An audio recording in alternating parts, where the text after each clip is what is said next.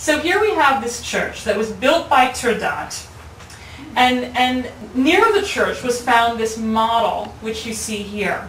And we know that Turdat used models. So you wonder, did he actually make this model? I mean, we can't say. But it's very intriguing that all these sort of pieces of the puzzle are here. Can I have the next one? This is actually a slide of Toros Toromanyan's reconstruction of the Church of Gagik, and you can see that he has paid attention here to the arcades and the windows and the oculi, these circular windows at the top, as well as this heavy denticulated portal below. The question of how many tiers is difficult to say because of the model. How many tiers does it have? Toromanyan was envisioning 3. There's also questions of how it relates to Zvartnots. These are bigger questions that we need to address now. But what's really interesting, again, is that this model existed. You may know that this model was unfortunately lost shortly after it was excavated. There are many theories on what happened. One of the most commonly told is that it was on a train car which was filled with artifacts from Ani that was lost, just mysteriously lost. It disappeared. But at any rate, we don't have the model anymore. We just have this photograph. Can I have the next one? We also have the photograph of Gagik. And you can see that what we're probably talking about here is a donor model, that Gagik was probably holding the model we just looked at. You can see from the way he's kind of holding his hands out. And this is probably located on the exterior of the church, just like we saw at Agh'tamar. So very, very interesting, very compelling. The next one.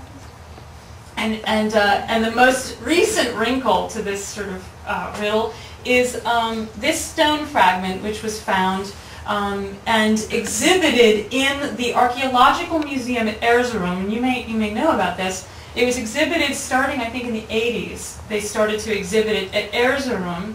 And it was thought then, when scholars were looking at it, that it was a fragment of a Parthian sculpture or something like that. But you know, now Armenologists have looked at this, and you can see, I think, very interesting resemblances to the to Gagik, particularly here in the sleeve, right? So it seems to be that we've somewhere at some point this elbow of Gagik was unearthed. So maybe more will be found. This is certainly, promising. So, okay, the next.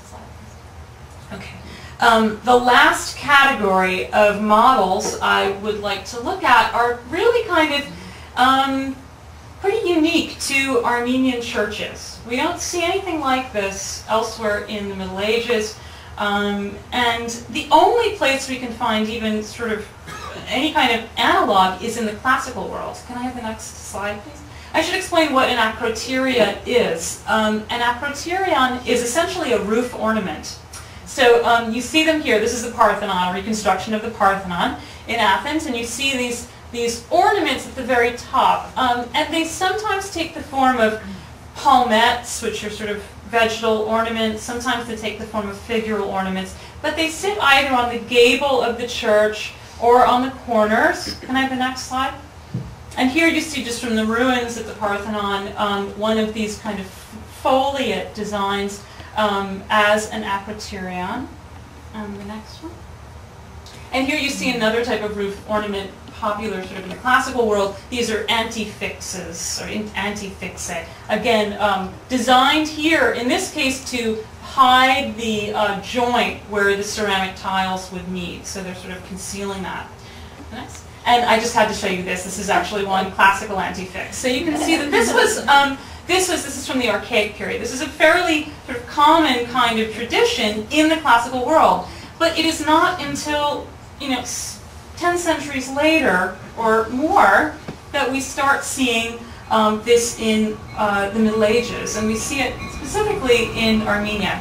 Can I have the next slide? So this is really unusual. I can't maybe stress enough how strange it is that we have these little churches on the tops of the roofs of the Armenian buildings. The next one, I think I have a detail. Yeah, so here's a detail, and you can see here very clearly. Here you've got, remember we looked at the donor model below, and here you have this little church sitting on the gable of the roof. Let's go have a detail of this, and here you have closer details. So you can see there's real care taken in actually executing the model. And we can note here details like the molding over the window, sometimes called the eyebrow. You can notice a blind arcade here, even filled in. The little ornament in the roof, the tile. So this is really kind of very detailed, and particularly given the fact that it's weathered, so it had to be even more, sort of carefully wrought initially. The next one, please. Yeah, and it's really interesting when we get back to this business of comparing, when we compare the donor model to the Agh'tamar. Now, the donor model, as we talked about, gives us a sort of basic comparison with the main church, and we talked about the fact that it looked the same in terms of the placement of the windows and the niches. This is a totally different kind of church. The decoration is different. The fact that there's blind arcading here, that's not like the drum we saw at the Church of Agh'tamar. So it's really interesting. Why was a different design chosen? Can I have the next slide? Certainly we see this kind of blind arcading. It becomes kind of fashionable in medieval Armenia by the 10th century, and I'm just showing you the Cathedral of Kars from the 940s. So I wonder why this is and why a different style was chosen. And one of the things that comes to mind is that, well, again, it's a hypothesis at this point, but maybe the Agh'tamar was actually carved first as a kind of initial study. And maybe it was placed on the gable later. That's a possibility. There are all kinds of ideas that could explain why this is different. But it's very interesting that it is. Can I have the next slide? My favorite Agh'tamar is this one, and you can see why. It's so incredibly detailed. This is from the monastery of Agh'tamar, dates to 1201, and here you have even more detail. This is really incredible in terms of the amount of sculptural relief, the decoration of the blind arcading in the drum. It even retains much of its conical roof. And if we can just go to the next slide. It's a bad photograph. I apologize for it. But what's interesting here is that you can see that the donors are holding between them a little model of the church. So we have a church which has a relief of donors which hold a model, but then above it on the roof you have the church again with the donors with the model. So it's this incredible interest in miniaturizing and replicating that's so fascinating in medieval Armenia. And I wonder whether we can't understand this, particularly for the 13th century, as part of a broader phenomenon. And can I have the next slide? I'd just like to suggest that maybe we can think about this in terms of architectural practice more generally. And here you have the monastery of Agh'tamar. So we go back to the monastery of Agh'tamar. This is the Gavit, which is dated to after 1211. And the Gavit, which is like a porch in front of the church, is very famous because of its huge arches. And you can see the arches here. They look like tic-tac-toe, like a tic-tac-toe design, so they're kind of crisscrossed. And then at the center, just off of the slide, is a square, that central square of the tic-tac-toe design.